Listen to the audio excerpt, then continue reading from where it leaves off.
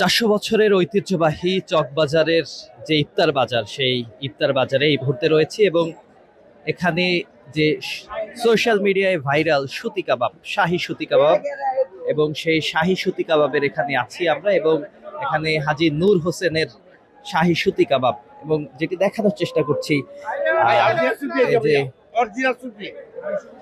তারা 250 গ্রাম 400 টাকা। একজন কথা বলার চেষ্টা করবো আমরা। কত বছরের পুরনো আপনার এই? আমি বাবা এদিকে আমি 40 বছর, আমার বড় ভাই পড়ে গেছে, আমি নিজে 40 বছর। এখানে লেখা আছে হাজী নূর হোসেনের সুতি।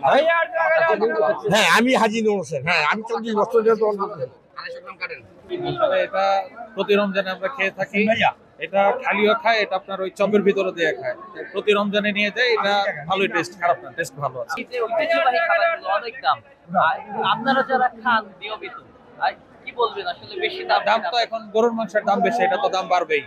গরুর মাংসের দামটা কম হইলে তাইলে আমরাও যেমন একটু কম দামে খেতে পারতাম। তো দেখ এখন বছরের একটা মাস খাই এই আর কি।